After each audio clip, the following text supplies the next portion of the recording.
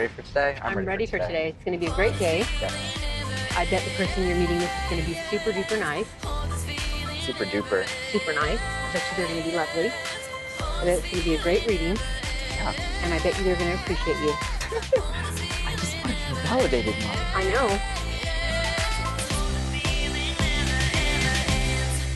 So I'm Chris Harrison.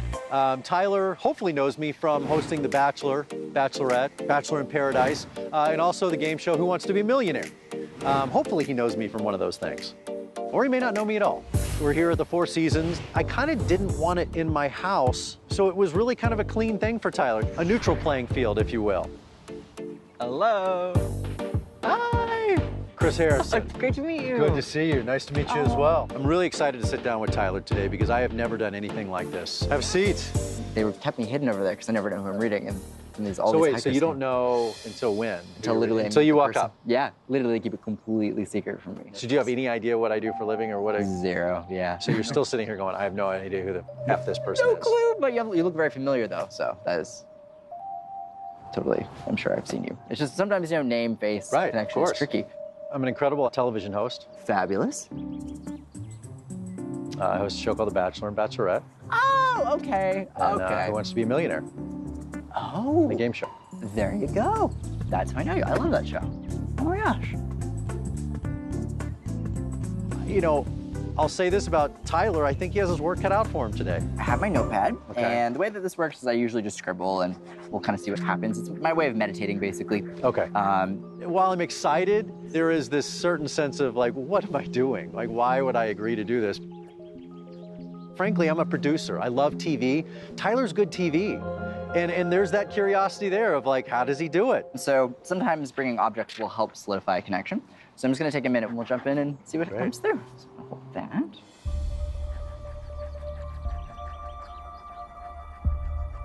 Because this book really is giving it for me, so give me one sec. As this is coming in, there's a lot going on with this. I'm going to try to figure this out. They're having me talk about this one situation where an individual would have passed away, and the only way I can really describe it is it feels like it wouldn't have been age appropriate. And so it's basically the feeling of like, yeah, I got to live some years, but my life was definitely cut short. You're referencing to a contemporary. It would be male. They're having me talk about the degree of how this would have happened. Point A to point B. Let's see. Anytime they reference to like point A to point B, it usually references to someone traveling. And when it comes to the actual passing itself, there's this reference of a little bit of confusion around like an error, or does that make sense? 100%. Okay. Very much. So it just feels really tragic. I mean, it's just kind of this feeling of like, wow, had I known that was our last interaction, I would have done X, Y, and Z. It's that kind of feeling. So does that make sense in relation to this individual? It does. For some reason, there's more of a feeling of suddenness kind of attributed to it. It's kind of a feeling of like, like, Right. so in what you know about this, the individual's passing, who would be the male contemporary, was this more of a sudden thing, or would that have been an understandable reaction?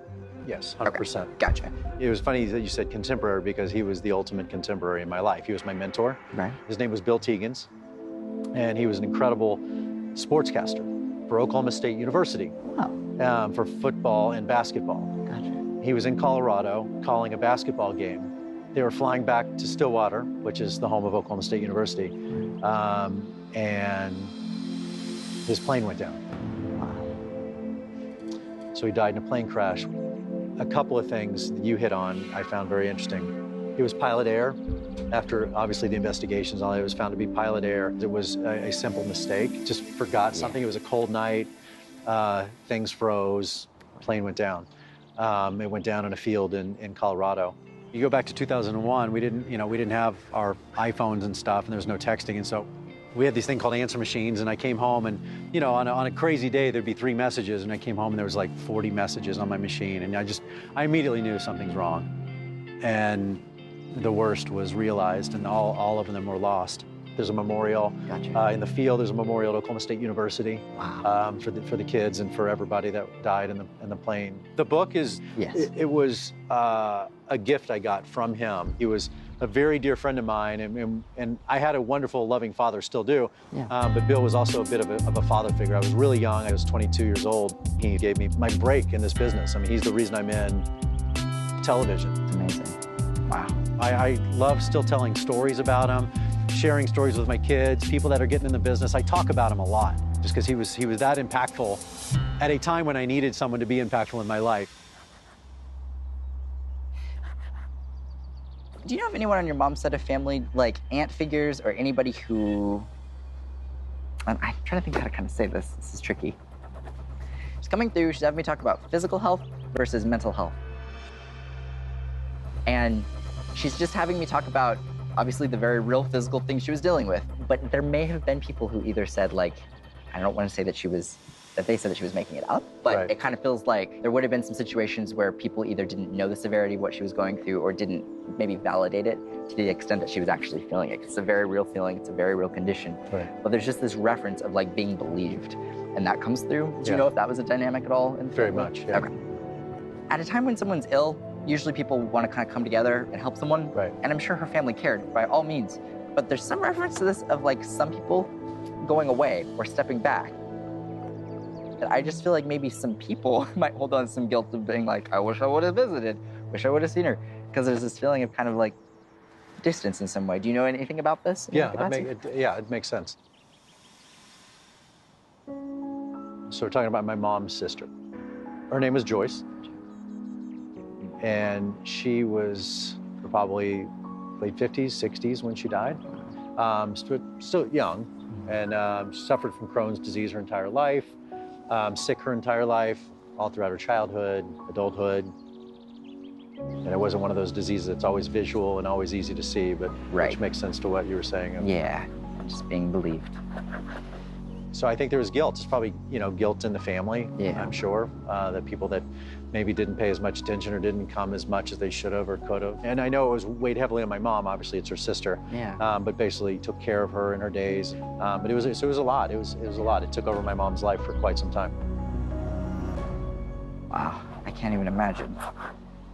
There's just a deep sense of appreciation for the people who stuck around and an understanding for the people who weren't able to emotionally deal with it. And there's just a very strong sense of peace around that.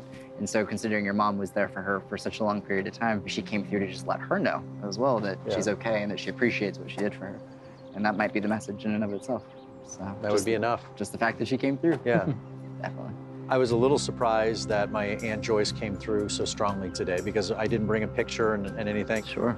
Does that mean something? I think it's just a testament to the connection that she has to your mom and probably to the entire family. And sometimes when people come to these sessions, these loved ones come through for them, and other times they come through for other family members. And I had no objects, no pictures, nothing about my aunt, but he drew into what happened. It was incredible. And I want my mom to watch this because I think it'll be very profound and meaningful for her. Tyler, that was great. Oh, it's Thank so you good so to much. meet you, of course. Really a pleasure. Oh, absolutely. Thanks for the time. You know it. The energy. He's somebody I think I'll keep in touch with and just see how he's doing and help him along the way. Are you exhausted after these things? You know, it's both exhausting and invigorating. Yeah. It's kind of hard to explain. I would but- just think you would go home and just... It's like he is seeing parts of this crazy dramatic movie and he never gets to see the end and he doesn't even know who the lead character is. And I'm like, how do you not want to know? We'll bring you into the mansion sometime. Yes, if you ever need me, I'm on speed dial. Thanks, Tyler. Take care, bud. Thank you, bye. But he doesn't want to know that. There's something very sweet and genuine about that. That was wild. Again, I came into this not knowing what to expect, and honestly, I enjoyed the conversation.